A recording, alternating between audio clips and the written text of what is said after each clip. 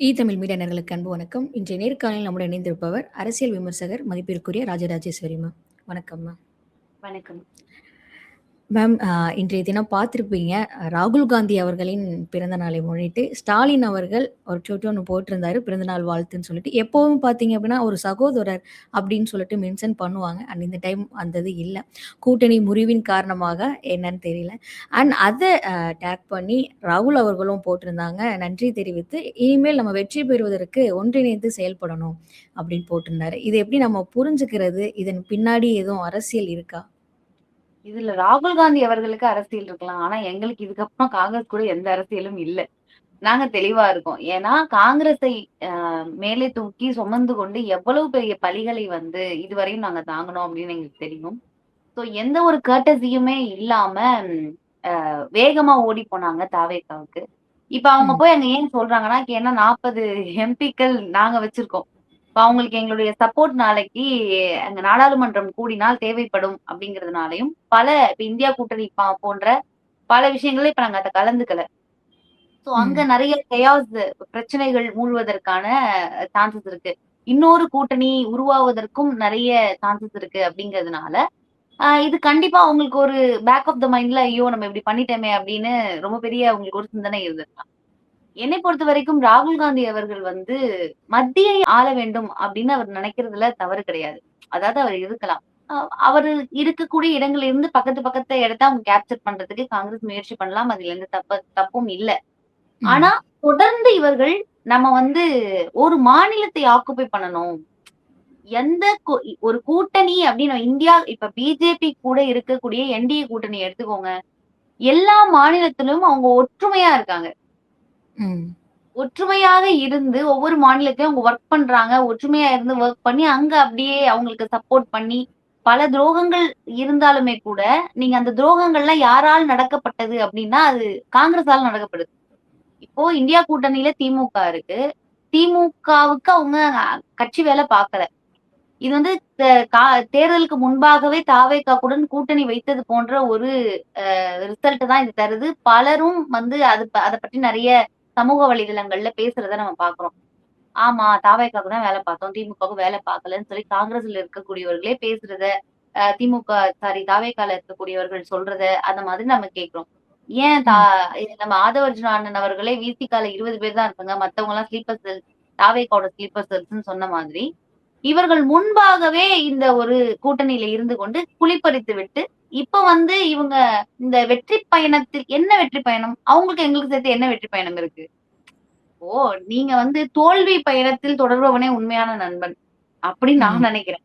வெற்றி பயணத்துல யார் வேணா கூட ஒட்டிப்பாங்க. இப்ப நாங்க திமுகல இருக்கிறோம் இல்லது திராவிட ஐடியாலஜியை ஃபாலோ பண்றோம் அப்படிங்கிறதுக்காக நான் திராவிட ஐடியாலஜி தோத்துச்சுன்னா என்னால இன்னொரு ஐடியாலஜில போய் உட்கார முடியாது. whoever it is என்னால உட்கார முடியாது. பிகாஸ் என்னுடைய ஐடியாலஜி இதுங்கும் போது I can only choose this what ever the issues is. இப்ப நாளைக்கு வெற்றி பெற்றிருந்தா கூட நான் போய் இதுக்காக நிற்பனா அப்படின்னு எனக்கு தெரியாது. தோல்வி அடைந்துதான் நின்று கொண்டிருக்கிறோம். அதுதான் உண்மையான உறவும் கூட. அண்ட் அதே மாதிரி செல்வ பெருந்தகை அவரோட மகளோட கல்யாணத்துக்கும் எதிர்க்கட்சி தலைவரும் அண்ட் திமுக தலைவருமான மு.க. ஸ்டாலின் அவர்கள் கலந்து கொண்டாங்க. அதையுமே எப்படி பாக்குறாங்க அப்படின்னா, ஒருவேளை செல்வ பெருந்தகை திமுகல இணைய போறாரோ, அதே மாதிரி காங்கிரஸ்லயும் ஒரு சில தலைவர்கள்லாம் மாற்றம் அடைவதற்கு வாய்ப்பு இருக்கு அப்படின்னு பார்க்க முடியுது. கூடிய விரைவில் செல்வ பெருந்தகை அதை பதவியை விட்டுட்டு இப்ப திமுக இணைய போறாரு அப்படின்னு ஒரு பார்வையிலும் பேசுறாங்க. நீங்க எப்படி அதை பாக்குறீங்க? அத செல்வ பெருந்தகை அண்ணன் தான் வாயை திறந்து சொல்லணும். அவர் என்ன முடிவு எடுக்கிறாங்களோ இட்ஸ் அப் டு ஹிம். அவர் என்ன முடிவு எடுத்தாலும் அது அவருடைய முடிவு அப்படிங்கிறது நம்பர் 1. இப்ப நாங்க டிபேட் போகும்பொழுது ஆப்போசிட்ல பிஜேபி இருப்பாங்க, காங்கிரஸ் இருப்பாங்க, விசிகா சார்ந்தவங்க இருப்பாங்க, வலதுசாரிகள் இருப்பாங்க. அந்த டிபேட்ல நாங்க பயங்கரமா அடிச்சுப்போம். ஆனா நாங்க அங்கிருந்து பஸ்ஸுக்கு நடந்து போகும்போது எல்லாரும் ஒன்னாதான் நடந்து போவோம். அது பிஜேபியோ இல்லது காங்கிரஸோ அவங்க ஒரு மனிதத்தன்மைக்குள்ள நம்ம வந்துருவோம். இப்ப செல்வ பெருந்தகை அண்ணன் அவரை பத்தி பேசணும் அப்படின்னா அவர் மோஸ்ட் எலிஜிபிள் கம்யூனிகேஷன் பேஸ்ட்ல, அதாவது திமுகவுக்கும் காங்கிரஸுக்கும் ஒரு கம்யூனிகேஷன் அதை சரியா கொண்டு போய் சேர்க்கணும்னா அந்த சரியான ஒரு பர்சனாலிட்டி அவர் இருந்து ஆக்ட் பண்ணியிருந்திருக்காரு. ரொம்ப அதாவது காங்கிரஸ் சொல்லக்கூடிய கொடுக்கக்கூடிய அழுத்தங்களையும் திமுக குடுக்கக்கூடிய அழுத்தங்களையும் சரியா மேனேஜ் பண்ணி நெறைய இடத்துல டெலிவர் பண்ணியிருக்காரு. ஒரு நல்ல மனிதர் அப்படிங்கிறதுனால, மேலும் அரசியல் வட்டாரங்கள், அரசியல் கொள்கைகள் எதிர்ப்பு, அரசியல் களம் வந்து எப்படி மாறுதுங்கிறத தாண்டி, அவங்களுடைய திருமணம், அவங்க வீட்ல ஒரு திருமணம்ங்கிறது போய் கலந்து கொண்டு வர்றது தான் அது தமிழர் பண்பாடு அப்படின்னு நான் நெனைக்கிறேன். அதுல எந்த தவறும் ஏன் சீமானண்ணன் கூட போனாரு. அவரு ம். காதுக்கு கழுவி ஊத்தவே இல்லையா? அப்படின்னா, அப்படி சொல்ல முடியாது. எல்லாருமே போயிட்டு வந்துட்டு தான் இருப்பாங்க. அதுல எந்த ஒரு அரசியல் மாற்றமும் நிகழ்வதாகவும், நிகழ்வப் போவதாகவோ நமக்கு தெரியல. அண்ட் முக்கியமான விஷயமும், அப்போ இருந்து இப்போ வரையும் விஜய் வந்து சொல்றது என்னவாக இருக்கு அப்டின்னா, 2 பேருக்கு தான் போட்டி. ஒண்ணு திமுக, தவேகா. ஸோ அவருடைய நோக்கமே இப்ப திமுக தனிமைப்படுத்தணும். அவங்களுக்கு யாரும் இருக்கக்கூடாது. நம்ம ஒரு பலம் வாய்ந்த ஒரு கட்சியா இருக்கணுன்ற ஒரு முடிவுல அவர் வந்து கூட்டணியில இருக்கக்கூடிய அனைவருக்கும் அமைச்சரவை பதவி குடுத்ததாக இருக்கட்டும். இப்போ மகேந்திரன் அவர்கள் ஒரு கம்யூனிஸ்ட்ல மூத்த ஒரு தலைவர், கொள்கை ரீதியா இருக்கக்கூடிய ஒரு தலைவர், இப்ப அங்க போய் இணைஞ்சிருக்காரு. அப்படிங்கிறப்போ அது எப்படி எடுத்துக்கிறது? ஸோ அவருடைய நோக்கம் நிறைவேறி விட்டது. இப்போ திமுக தனிமைப்படுத்தப்பட்டதா? அப்படின்னு பார்க்க இப்ப முடியுது. அவர் நீங்க எப்படி? மக்களுக்கு நல்லது செய்யணும்னு அவர் வரலையா? அப்படின்னு என்னோட முதல் கேள்வி. இப்ப திமுகவை பழிவாங்கும் படலமாக உருவானதா தாவேகா? திமுகவ பழிவாங்க எத்தன பேர் தான் உருவாவீங்கன்னு எனக்கே தெரியல. திமுகவை எதிர்க்க வேண்டும் அப்படிங்கிறதுக்காக ஆதி காலத்திலிருந்து நீங்க பார்த்தீங்கன்னா, ஒவ்வொரு இயக்கமாக உருவாகிக் கொண்டு பல நேரங்களில் அந்த இயக்கங்கள் வென்றிருக்கிறது.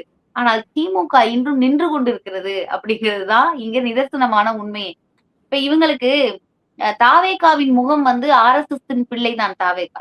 அத ம். வந்து அ என்ன மாதிரி நீங்க போட்டு மறைச்சாலும் பல நேரங்களில் அதனுடைய குட்டு வந்து வெளிப்பட்டுருது. 2 முறை நேஷனல் ஆந்தம் பாடப்படுறாங்க. நீங்க நேஷனல் ஆந்தம் மதிக்கிறீங்க. நானும் நேஷனல் ஆந்தம் மதிக்கிறேன். 2 முறை பாடப்படுவதற்கான அவசியம் என்னன்னு கேள்வி கேட்டா, அதுக்கு உங்கள்ட்ட பதில் இருக்காது. ம். நீ எனக்காக பாடு, நான் உனக்காக படிக்கிறேன். இதுதான் உங்களுக்குள்ள இருக்க டீலிங். அப்போ ஒரு அழுத்தம் கொடுக்கப்படுகிறது. அந்த அழுத்தம் எதுக்குன்னு தெரியாது. அவங்க ஈகோவ சாட்டிஸ்ஃபை பண்ணிக்கணும். பிஜேபி தன்னுடைய ஈகோவை சாட்டிஸ்ஃபை பண்ணிக்கிறதுக்காக அவங்க எந்த ஒரு எல்லைக்கு வேணா போய் ஒரு சில அழுத்தம் குடுத்தாலும், அதை செய்வதற்கு தாவேகா ரெடியா இருக்கு.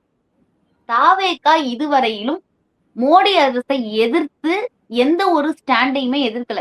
இது தப்புன்னோ, இது சரின்னோ, ஆக்சுவலி இருந்த தமிழ்நாட்டுக்கு இத பண்ணுனா தமிழ் மக்களுக்குள்ள பயங்கரமான எதிர்ப்பு கிளம்பிடும்ங்கிற விஷயத்துல மட்டும் தான் அவங்க கை வைக்க பயப்படுறாங்க. லைக் பிஎம் ஸ்ரீ திட்டமா இருக்கட்டும், அந்த மும்மொழி கொள்கை எதிர்ப்பு, இந்த மாதிரியான விஷயங்கள மட்டும் தான் அவங்க வந்து டச் பண்ணாம இதை நாங்கள் எதிர்க்கிறோம். இதுக்கு நாங்க ம். வந்து பிஎம் ஸ்ரீ திட்டம் உள்ள வரக்கூடாது. இதுல கை வச்சா அவங்களுக்கு எகெயின்ஸ்டா தமிழ் மக்கள் திரும்பிடுவாங்க. தமிழ்நாட்டுல இருக்கிற மக்கள் திரும்பிடுவாங்க. சோ அந்த ஒரு காரணத்துக்காக தான் அத ஹோல்ட் பண்ணியிருக்காங்களே தவிர, பல நேரங்கள்ல அவங்க எடுக்கக்கூடிய பல முடிவுகள் வந்து பிஜேபியினுடைய பெர்மிஷன் கேட்டு தான் எடுக்கிற மாரி எனக்கே அது ரொம்ப கஷ்டமா இருக்கு. எதற்காக நேஷனல் இது வந்தே மாதரம் நாங்க பாடல. நாங்க தமிழ்த்தாய் வாழ்த்து பாடுறோம்னு சொல்றதுக்காக நம்ம எதற்கு மோடிஜி அவர்களை பார்க்க செல்ல வேண்டும்? அப்படி என்ன அவசியம் இருக்குது? மாநில சுயாட்சி அப்படிங்கும்பொழுது, என்னுடைய மாநிலத்தில் என்ன பாடல் பாட வேண்டும், பாடக்கூடாதுன்னு நான் முடிவு பண்ணி, it is not a mandatory thing அப்படிங்கும் பொழுது, நீங்க எப்படி அத வந்து பேசுவீங்க? அதுக்கான தீர்மானம் கொண்டு வாங்க.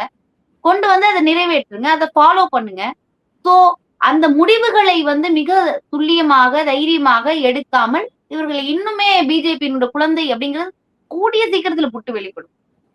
இப்போ அதிமுகவில் இருக்கக்கூடிய எம்.எல்.ஏக்கள்லாம் எதற்காக தாவேக்காக்கு ஓடி வராங்க? ம். இவங்களுக்கு வந்து பிஜேபி சப்போர்ட்டும் இருக்கு. பிஜேபி சப்போர்ட் தாவேகாவுக்கு இருக்கு. அப்படிங்கிறதுனால வராங்க. ஏன்னா, இப்ப இவங்க பிஜேபி எகெயின்ஸ்டா இருந்திருந்தாங்க அப்படின்னா, தாவேகா கிட்ட அ அதிமுக எம்.எல்.ஏக்கள் போக பயப்படுவாங்க. அவங்க மேல நெறைய ஊழல் புகார்கள் இருக்கலாம். சோ பிஜேபி வந்தா இடி அனுப்புவாங்க. அப்படிங்கிற ஒரு பயமா கூட இருக்கலாம். இதுல அவங்க குதிரை பேரம் நடத்துறாங்க. இந்த மாரி பல குற்றச்சாட்டுகள் அவங்க மேல அதாவது அவங்க பண்ற எல்லா ஆக்ஷன்ஸுமே கிட்டத்தட்ட பிஜேபியினுடைய முகபாவங்கள்லயே இருக்கு. பிஜேபி தான் கட்சிய உடைச்சு கட்சியில இருக்கக்கூடியவங்கள தூக்கிக்கிட்டே இருக்கும். அப்ப எதிர்காலத்துல தாவேகாவில் இருக்கக்கூடிய கூட்டணியில் இருக்கக்கூடிய சிபிஎம்மா இருக்கட்டும், சிபிஐயா இருக்கட்டும், விசிகாவாக இருக்கட்டும், அவர்கள் எல்லோருமே இவர்களுடைய முகம் தெரிய தெரிய அதாவது இந்த நரியினுடைய நிறம் நீல நிறத்திலிருந்து அது தன்னுடைய ஒரிஜினல் கலருக்கு வர வர வர இவர்கள் புரிந்து கொண்டு மாற்று ஸ்டாண்ட் எடுக்கும் வாய்ப்பு இருக்கு. இதனால் திமுக தனித்து விடப்பட்டதா அப்படின்னா அப்படிலாம் கிடையவே கிடையாது. அது என்றைக்கும் நடக்காது.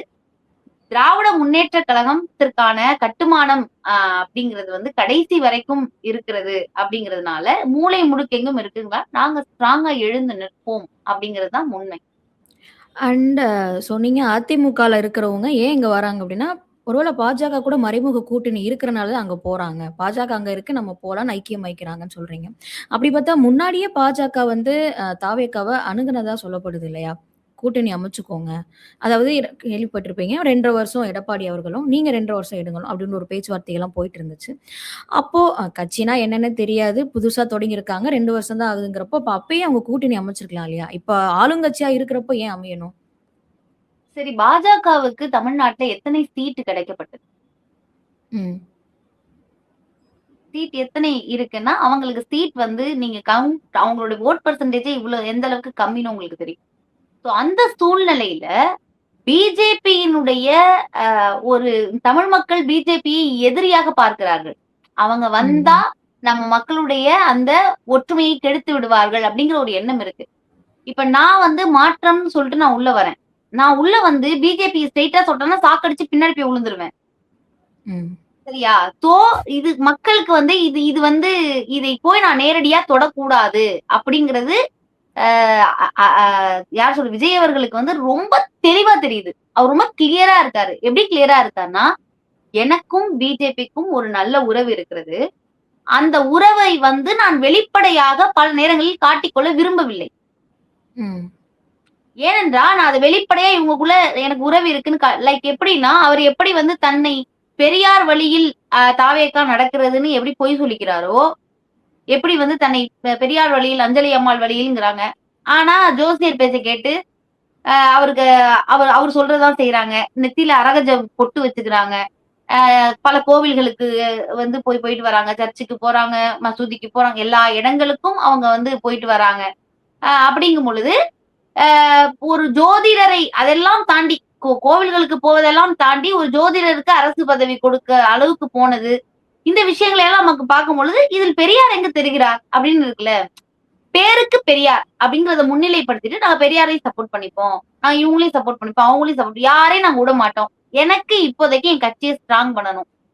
அப்ப இந்த ஸ்ட்ராங் பண்றதுக்காக நான் என்னென்னலாம் பண்ணணும்? தமிழ்நாட்டுல பிஜேபி எதிர்ப்பு அலை இருக்குது. அதனால பிஜேபிய நான் ஸ்ட்ரெய்ட்டா தொடமாட்டேன்.